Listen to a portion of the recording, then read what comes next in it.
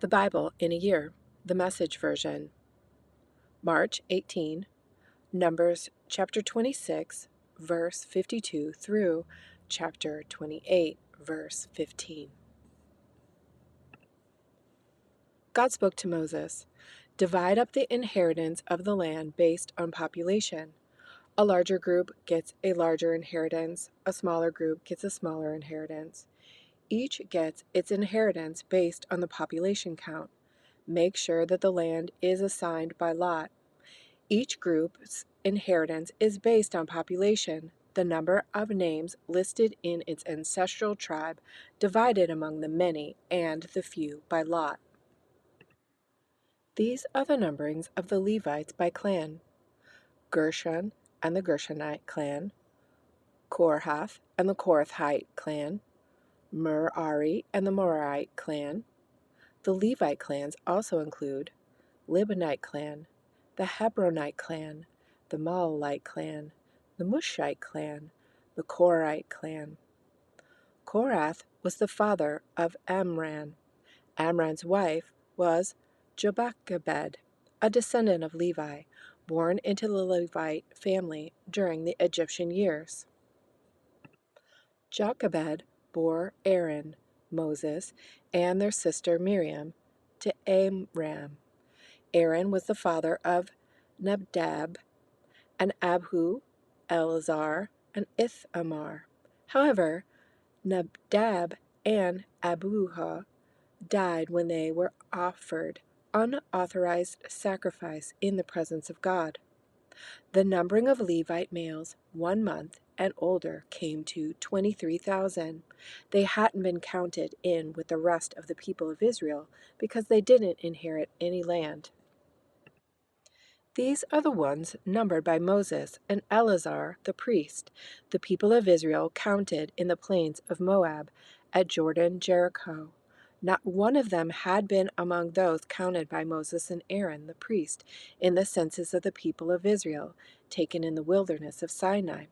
For God had said to them, "They'll die in the wilderness. Not one of them will be left, except for Caleb, son of Jephunneh, and Joshua, son of Nun." The daughters of Zelophehad showed up. Their father was the son of Hepher, son of Gilead, son of Machir, son of Manasseh, belonging to the clans of Manasseh, son of Joseph. The daughters were Mahlal, Noah, Hoglah, Milcah, and Tirzah. They came to the entrance of the tent of meeting. They stood before Moses and Eleazar the priest, and before the leaders and the congregation, and said, "Our father died in the wilderness. He wasn't part of Korah's rebel, anti-God gang. He died for his own sins, and he left no sons. But why should our father's name die out from the clan just because he had no sons? So give us an inheritance among our father's relatives." Moses brought their case to God. God ruled, "Zelophehad's daughters are right.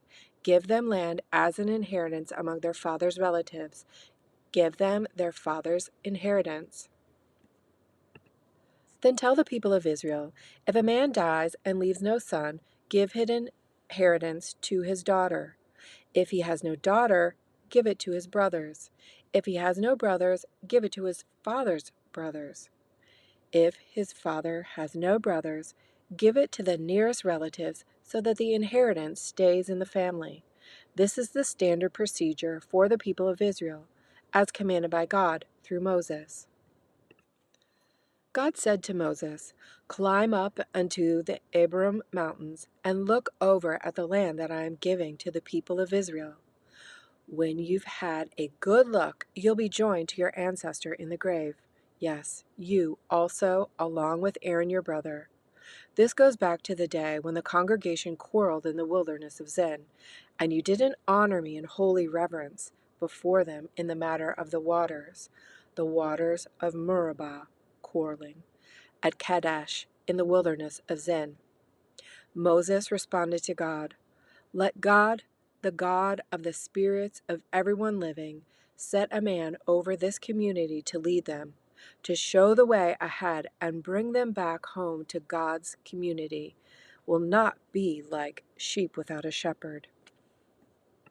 God said to Moses, "Take Joshua, the son of Nun, the Spirit is in him, and place your hand on him. Stand him before Eleazar the priest in front of the entire congregation, and commission him with everyone watching. Pass your magisterial authority over him, so that the whole congregation of the people of Israel will listen obediently to him. He is a consult with Eleazar the priest, who, using the oracle Urim, will prayerfully advise him in the presence of God. He will command the people of Israel, the entire community, in all their comings and goings." Moses followed God's orders. He took Joshua and stood him before Eleazar the priest in front of the entire community. He laid his hands on him and commissioned him, following the procedures God had given Moses. God spoke to Moses, "Command the people of Israel, tell them, you're in charge of presenting my food, my fire gifts of pleasing fragrance, at the set times. Tell them, this is the fry gift that you are to present to God.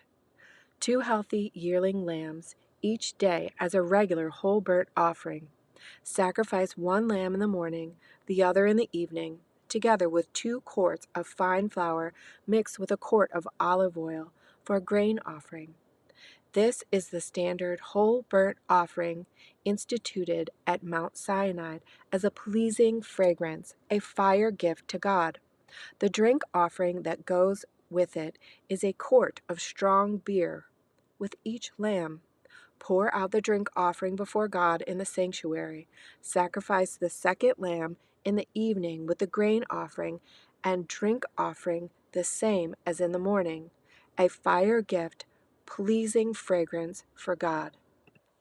On the Sabbath, sacrifice 2 healthy yearling lambs, together with the drink offering and the grain offering of 4 quarts of fine flour mixed with oil. This is the regular Sabbath whole burnt offering, in addition to the regular whole burnt offering and its drink offering.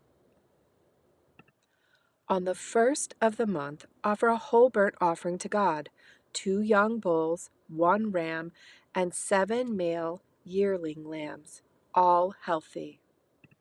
A grain offering of 6 quarts of fine flour mixed with oil goes with each bull. 4 quarts of fine flour mixed with oil with the ram, and 2 quarts of fine flour mixed with oil with each lamb. This is for a whole burnt offering, a pleasing fragrance, a fire gift to God. Also, drink offerings of 2 quarts of wine for each bull, 1¼ quarts of wine for the ram, and a quart of wine for each lamb are to be poured out. This is the first of the month whole burnt offering to be made throughout the year. In addition to the regular whole burnt offering with its accompanying drink offering, a he-goat is to be offered to God as an absolution offering. Luke chapter 3, verse 1 through verse 22. In the 15th year of the rule of Caesar Tiberius, it was while Pontius Pilate was governor in Judea, Herod, ruler of Galilee, his brother Philip, ruler of Iturea, and Trachonitis, Lysanias, ruler of Abilene, during the chief priesthood of Annas and Calpurnius, John, Zacharias' son, out of the desert at the time, received a message from God. He went all through the country around the Jordan River, preaching a baptism of life change, leading to forgiveness of sins, as described in the words of Isaiah the prophet. Thunder in the desert, prepare God's arrival, make the road smooth and straight. Every ditch will be filled in, every bump smoothed out, the detours straightened out. all the ruts paved over. Everyone will be there to see the parade of God's salvation. When crowds of people came out for baptism because it was the popular thing to do, John exploded. "Brood of snakes! What do you think you're doing, slithering down here to the river? Do you think a little water on your snakeskins is going to deflect God's judgment? It is your life that must change, not your skin. And don't think you can pull rank by claiming Abraham as father. Being a child of Abraham is neither here nor there. Children of Abraham are a dime a dozen. God can make children from stones if he wants. What counts is your life. Is it green and flourishing? Because if it's dead wood, it goes into the fire." The crowd asked him, "Then what are we supposed to do?" "If you have 2 coats, give one away," he said. "Do the same with your food."